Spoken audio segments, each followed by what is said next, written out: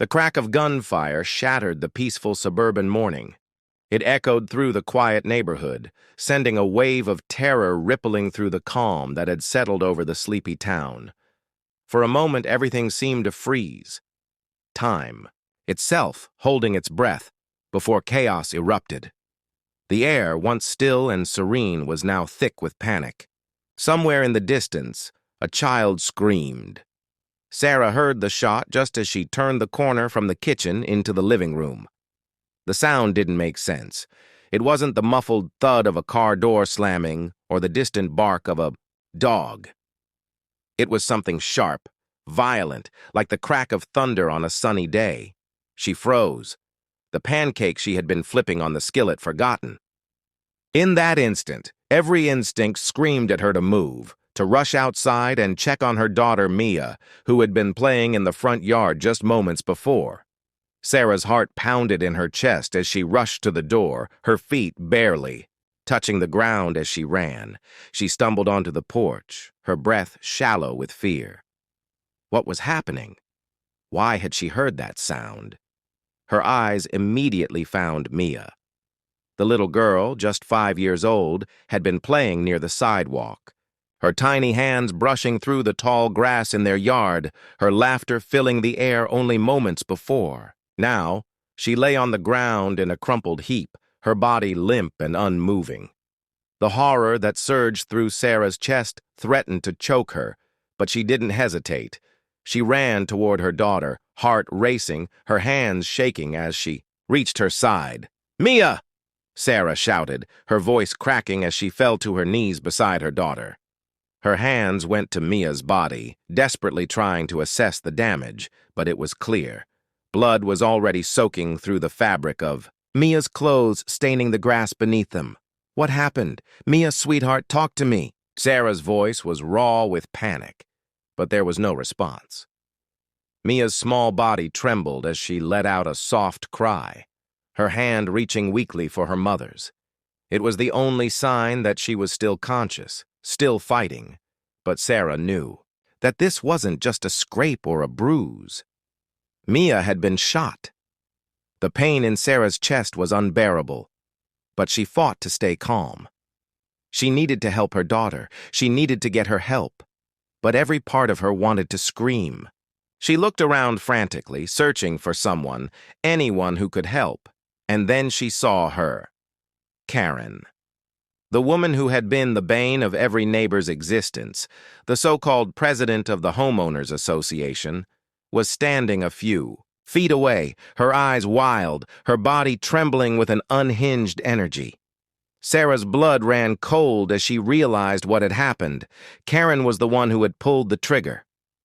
"Why?" Sarah's voice came out in a strangled whisper. "Why did you do this?" Karen didn't answer. Instead, she looked down at her gun, then back at Sarah, her lips curling into a twisted smile. "She was too close to the property line," Karen muttered, as if that explanation should make everything okay. "You've all been ignoring the rules." Sarah blinked, trying to process the words. Karen was talking about rules? That was all this was to her. Some ridiculous, petty battle over the boundaries of their properties. That was why she'd shot her daughter? "Karen, you're insane!" Sarah's voice was filled with disbelief, but Karen didn't seem fazed. She was still holding the gun, her fingers tightening around it as if she was ready to do more damage. Sarah couldn't believe what she was seeing. The woman standing before her had always been difficult, controlling, opinionated, obsessed with making everyone else follow her idea of perfection. But this? This was beyond anything Sarah had imagined. Her daughter lay bleeding in front of her, and Karen was just standing there as if she'd done nothing wrong. A sharp sound broke through the tense silence, the wail of sirens in the distance, growing, louder by the second. Police. Sarah didn't have much time. Her hands fumbled for her phone, but she was too shaken to remember how to unlock it. "Please, just put the gun down," Sarah pleaded, her voice shaking. "It's over, Karen. Just stop." But Karen didn't listen. She stepped closer, her gaze never leaving Sarah or her daughter. The sound of approaching sirens grew louder still, but Karen stood like a statue, unyielding, as if daring the world to stop her. Sarah was desperate. She had to get Mia help. She couldn't just stand there. Every moment counted. Before she could act, a flash of blue and red appeared at the end of the street. The police were here, but Sarah knew this wasn't going to be simple. The situation was far too volatile.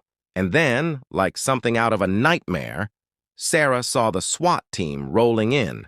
Their armored vehicles rumbled down the street, and they quickly surrounded the area. Their weapons were drawn, their faces hidden behind masks. Sarah didn't know what to do next. Her mind was foggy with fear, but one thing was clear. She needed to get Mia to safety and fast. The police shouted commands to Karen, trying to get her to drop the weapon, but the woman was beyond reason. She was unhinged, fixated on her rules, on her power, and on making sure everyone around her complied. "Karen, please, just stop. You've already hurt my baby," Sarah screamed, tears streaming down her face. But Karen's response was chilling. She didn't drop the gun. She didn't even flinch. She was prepared to make a stand, to continue her violent crusade for her warped version of order. The tension in the air was palpable, and Sarah couldn't watch anymore. Her eyes never left. Mia, who was still lying in the grass, her tiny body trembling in the cool morning air, her breath shallow and labored. The world felt like it was closing in on her, and just as Sarah was about to move, to do something, anything, to save her daughter, the sound of the gunshot rang out again. This time it wasn't just a sound. It was the beginning of something much, much worse. The world around Sarah slowed as her heart pounded in her chest, each beat reverberating in her ears, drowning out everything else. Her feet seemed to move through molasses as she rushed outside, her hands trembling, her mind desperately trying to make sense of what had just happened. Her daughter, Mia, was lying on the grass, a lifeless form in front of her eyes, blood staining, the earth beneath her small body. The shot that had come out of nowhere echoed in Sarah's ears, but the truth of it was too raw, too horrific to grasp. Mia's cries were like nails scraping against her soul. She was still alive. But how badly was she hurt? Was it too late? Sarah's legs gave way as she collapsed beside her daughter, her breath ragged and shallow, her hands shaking violently. Her eyes scanned Mia's face, searching for signs of hope amidst the chaos. Mia's eyes were wide, filled with terror, her tiny body trembling in Sarah's arms. Her once bright cheeks were now pale, and her lips were tinged with the color of the blood that had seeped through her clothes. "Mia, baby, stay with me. Please stay with me," Sarah whispered through tears, her voice barely audible as she pressed her hand to Mia's wound, trying to stop the flow of blood. "Help is coming, I promise. Just hang on." But Mia's cries were getting weaker, her small body struggling for breath as she clung to her mother's arms. Each cry was a heartbreaking reminder of how fragile her daughter's life had become in a split second. Above them, Sarah could see Karen, standing eerily still, the woman who had been a constant source of frustration, the HOA president who thought she held power over everyone's lives was now holding a gun. Her eyes, cold and distant, stared down at Sarah and Mia. There was no regret, no remorse, not even a flicker of humanity in Karen's gaze. "Why would you do this?" Sarah screamed, the words bursting out of her in a mixture of fear, anger, and disbelief. Why? She's just a child. She was playing in her own yard. Karen didn't flinch, didn't even acknowledge Sarah's pain. Instead, she sneered, her voice dripping with venom. "She was playing too close to the property line. You've all been ignoring the rules. This was inevitable. You all think you can do whatever you want, but you don't respect the boundaries. I'm just enforcing what needs to be done." Sarah's chest tightened. Karen was speaking in a calm, almost detached voice, as though she was justifying the unthinkable with her warped sense of power. It didn't make sense. Nothing about this made sense. Sarah's mind spun as she tried to make sense of Karen's words.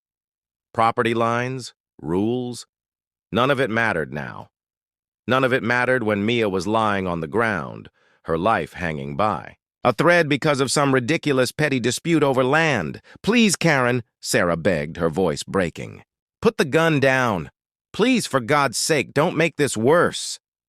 Her eyes locked with Karen's, desperate for any sign of humanity, any sign that the woman in front of her wasn't completely lost to madness. But Karen didn't answer. She simply stood there, her grip on the gun unwavering, her eyes fixed on Sarah with cold indifference. The seconds stretched on, each one feeling like an eternity, and then the sound of sirens broke through the tension, signaling that help was on the way. Sarah's heart surged with relief, but the moment was short-lived. She saw the flashing lights of the police cars in the distance, but they weren't the only vehicles approaching. The unmistakable sound of heavy vehicles, armored, precise, sounded in the distance. SWAT. The realization hit her like a ton of bricks. They were going to have to deal with Karen. She wasn't going to give up, not without a fight. Her hands were still shaking as she pressed them against Mia's wound, trying to apply pressure to stop the bleeding. Mia's small hands gripped Sarah's fingers weakly, her head turning toward her mother with fear in her eyes. "Mom, it hurts," Mia whimpered, her voice barely audible. "I know, sweetheart. I know," Sarah said, her voice breaking. "Help is coming. Just hold on a little longer, okay? Just hold on, baby." But Mia's tiny body was becoming weaker by the second, and the longer Sarah sat there cradling her, the more the reality began to sink in. Her daughter was slipping away, and Sarah couldn't stop it. Behind her, she could hear the officers shouting commands, ordering Karen to drop the weapon. Their voices were filled with urgency, their words sharp as they tried to de-escalate the situation. But Karen's stance was unwavering. She didn't even flinch as they barked their commands. "Drop the gun!" one of the officers shouted, his voice rising in frustration. "You're under arrest! Drop it now!" Karen's response was cold, almost mocking. "You think you can tell me what to do? You have no power here. I'm the one enforcing the rules."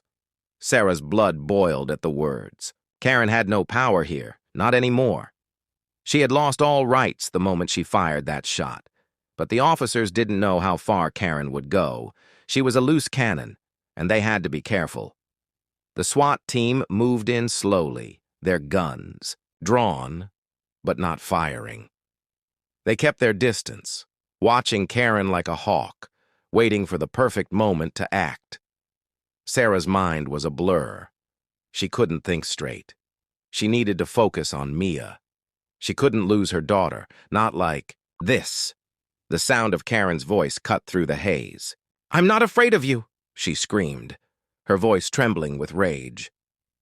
"I'm doing what needs to be done. I'm protecting this neighborhood from people like you." A sudden, sharp movement caught Sarah's attention. One of the officers was edging closer to Karen, moving in stealthily, ready to make his move. Sarah's heart skipped a beat, her hands still pressing against Mia's body. But then, the officer's voice rang out. "Karen, drop the gun, now!" But Karen didn't listen. She spun around quickly, aiming the gun at the officer, her eyes filled with wild rage. "Stay back!" she screamed, her hands shaking as she pointed the weapon.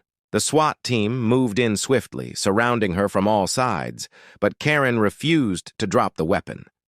Her fingers were trembling on the trigger, and Sarah could see the insanity in her eyes. For one fleeting moment, it felt like time stopped. The SWAT team had the situation under control.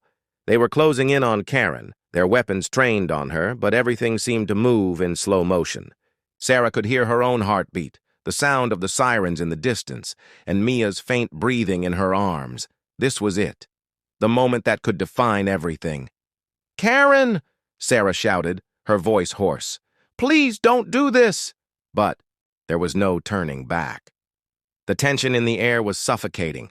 Sarah's chest heaved with each breath, her heart pounding like a drum in her ears as she held Mia tightly in her arms.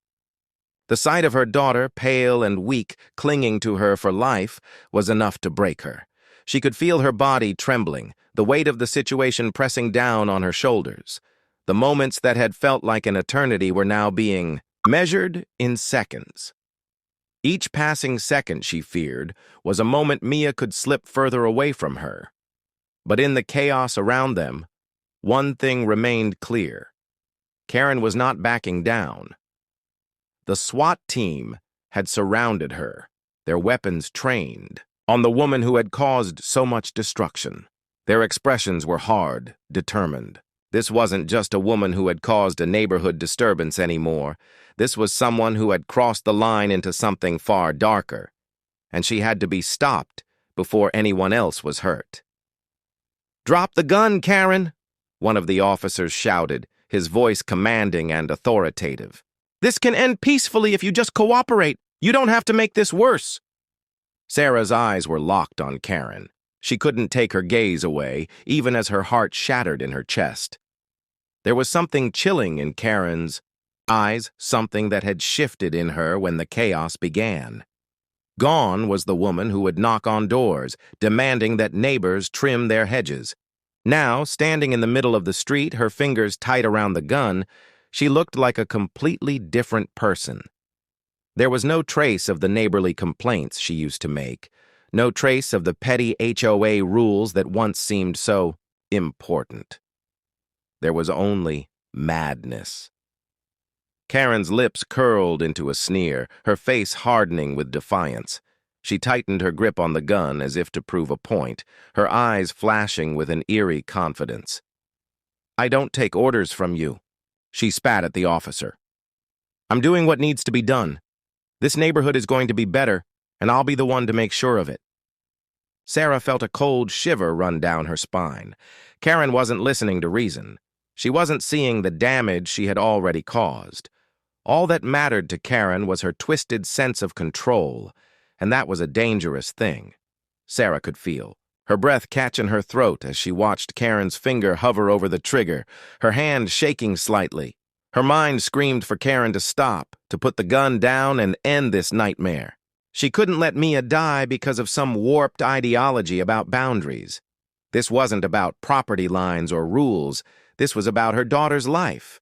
But as Sarah's eyes darted back to Mia, the life in her daughter's eyes seemed to be slipping further and further away. Mia's cries had turned into weak sobs, her tiny form trembling violently in Sarah's arms. "Please, Karen, please don't do this," Sarah cried out, her voice breaking. "I don't care about the rules, I just want my daughter to be okay." But Karen remained unmoved. She seemed to have lost all sense of empathy, her every word a reminder of how far gone she was. She turned her gaze toward Sarah and smiled bitterly. "It's too late for your daughter. She should have known better than to ignore the rules." Sarah's stomach churned with a mixture of anger and disbelief. How could anyone, let alone a mother, say something so cold, so heartless? Karen was a woman whose obsession with control had spiraled into something unrecognizable. The tension in the air was so thick it felt like it could snap at any moment. The SWAT team, though still keeping their distance, had made no move to approach her. They had tried to reason with Karen, but she refused to comply. The officers had been trained for moments like this, where the threat of violence loomed large. But this was different. This was a woman whose mind had snapped, whose obsession with power had led her to this point. And Sarah knew deep down that if Karen didn't drop the weapon soon, the situation would escalate. Mia couldn't hold on much longer. It was in that moment that the command came, sudden and sharp. "Move in! Now!" The SWAT team surged forward with precision, their movements coordinated and efficient. The air was filled with the sound of heavy boots pounding against the pavement as they quickly closed in on Karen. Sarah held Mia tighter, her heart in her throat as the officers made their move. Karen, realizing the situation had escalated, made a last desperate attempt to hold on to the gun. She raised it again, pointing it at one of the officers, her eyes wild with panic and fury. "Stay away from me! I won't let you take me down!" she screamed, her voice filled with an insane determination. But the SWAT team was faster. In one swift, coordinated motion, two officers lunged at Karen, knocking her to the ground with an intense force. The gun fell from her hands with a loud clatter, and before she could react, they were on her, pinning her to the ground, their hands quickly securing the cuffs around her wrists. "Get down! Stay down!" one of the officers shouted as Karen struggled beneath them, kicking and thrashing in a futile attempt to break free. But the officers were relentless. They had seen this kind of behavior before, when people, filled with rage or fear, refused to back down even when the consequences were clear. Within moments, Karen was handcuffed and restrained, her face twisted, with a mixture of disbelief and fury. She continued to struggle, her body writhing beneath the officers, but it was no use. They had her contained. Sarah could hardly believe what she was witnessing. Just moments before, Karen had been a neighbor, a woman who had once knocked on her door to complain about the height of a fence, and now she was being dragged to a police vehicle, her face contorted in defeat. The officers moved quickly, taking Karen away, but Sarah barely registered it. She was still holding Mia, who was barely conscious, in her arms. The sound of sirens and flashing lights surrounded them, but Sarah's world was reduced to the soft, labored breathing of her daughter. "Mia, baby, please stay with me." I'm right here," Sarah whispered desperately, her hands still pressing against the wound, trying to stop the bleeding. The paramedics arrived just moments later, rushing to Mia's side with urgency. They worked quickly, placing an oxygen mask over her face and beginning to stabilize her. But Sarah could barely focus on anything but Mia. The drive to the hospital felt like an eternity. Sarah's mind was a blur of thoughts and emotions. How had everything escalated so quickly? How had her quiet, peaceful life been turned into this nightmare? All she had wanted was to protect Mia, to keep her safe. And now her daughter's life hung in the balance because of someone else's delusion of control. Karen was in custody. The neighborhood was in shock, and Sarah's life had been forever changed. But right now, the only thing that mattered was getting Mia to safety, getting her the help she needed before it was too late. The sterile, cold air of the hospital seemed to suffocate Sarah as she sat beside Mia's bed. Her hands gripped her daughter's small, fragile hand, her heart aching with each breath she took. The steady beeping of the heart monitor was the only sound in the room, a reminder that Mia was still with her, still fighting. But as Sarah looked down at her daughter, pale and unconscious, the events of the past few hours swirled in her mind. How had this happened? How had her peaceful, normal life turned into this nightmare? Mia's face, once bright with the innocent joy of a 5-year-old, now looked eerily pale, bruised from the trauma of the bullet that had torn into her tiny body. Her small chest rose and fell with each shallow breath, the oxygen mask covering her face to help her breathe. The doctors had said she was stable for now, but Sarah knew that things could change at any moment. The road to recovery would be long and painful, and even then, there was no guarantee that Mia would fully heal physically or emotionally. Sarah knew the mental scars of this event would follow Mia for years to come. She couldn't stop her thoughts from running wild. The bullet, the blood, the scream that had torn through her own chest as she realized what was happening. Those images played over and over in her mind, each one more vivid than the last. She could still feel the tremble in Mia's small hand, the terror in her eyes when she looked up at her mother in fear. Karen's twisted justification echoed in her mind as well, her words as cold and empty as the gun she had pointed at Mia's innocent face. Sarah couldn't believe that someone she had once seen as just a difficult neighbor had become the face of such monstrous violence. The door to the room creaked open, and Sarah looked up to see one of the doctors enter. His face was kind, but serious as he approached her. "Mrs. Mitchell, I know this is a difficult time, but I wanted to update you on Mia's condition," he said gently. Sarah nodded, not trusting herself to speak. Her voice had abandoned her hours ago. "We've managed to stabilize her, and the bleeding has stopped for now. However, the bullet caused significant damage to her abdominal area. We've started the process of cleaning the wound, but the next 24 to 48 hours are critical. There may be complications. It's important we keep monitoring her closely," the doctor explained. Sarah's breath hitched in her throat, and for a moment, it felt as though the room was closing in on her. The doctor's words were meant to reassure, but they only heightened her fears. "I know," Sarah whispered hoarsely, squeezing Mia's hand tighter. "Thank you. Just keep her safe." The doctor gave a small, comforting nod. "We'll do everything we can, Mrs. Mitchell. I know it's hard, but we need to let her rest now. You should try to get some rest as well." But rest was a distant concept for Sarah. She couldn't rest. Not while her daughter lay in a hospital bed fighting for her life. Not while the woman who had done this, Karen, was out there facing only the consequences of her own twisted actions. The thought of Karen still being in custody, of the legal battle ahead, filled Sarah with a bubbling sense of anger and determination. This was not over. Not by a long shot. The doctor left the room, closing the door softly behind him, and Sarah was left alone with her thoughts. She sat quietly, staring at Mia's pale face, the sound of the heart monitor steady and unwavering in the background. How could someone like Karen be capable of such violence? How could she justify it in her mind? Sarah's fingers traced the edge of the hospital bed, her mind racing with 1,000 questions, but none of them could make sense of what had happened. Karen had been so obsessed with power, with her HOA rules, with controlling everyone in the neighborhood. She had let that obsession consume her to the point where a child's life had meant nothing.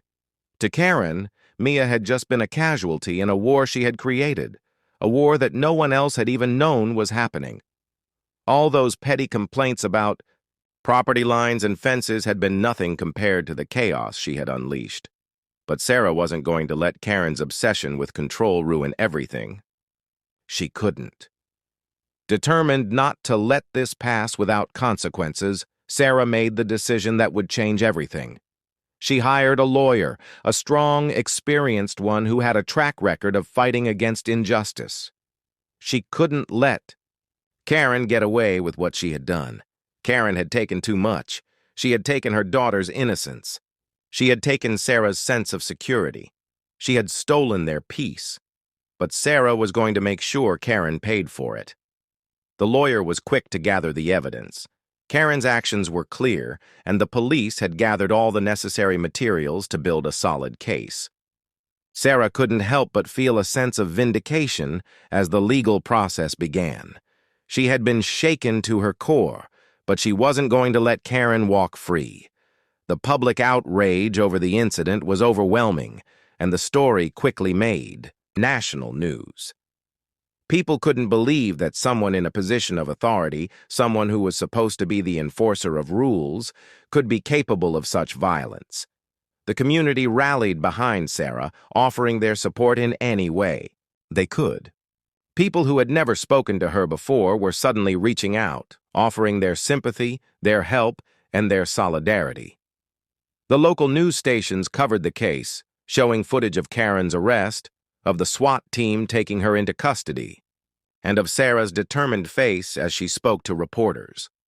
The public response was swift and harsh. Karen's actions were inexcusable, and the outcry from the community and the nation was immense. People were appalled that a seemingly respectable woman, one who had once been so involved in the community, could snap so violently. But Sarah, even as the cameras turned their attention to her, stayed focused on her ultimate goal, justice for Mia. It wasn't just about making sure Karen was held accountable. It was about sending a message. No one should be allowed to hide behind a facade of power and control to justify violence. No one should ever feel like they have the right to destroy lives for the sake of petty rules. Sarah couldn't let this go. She wouldn't.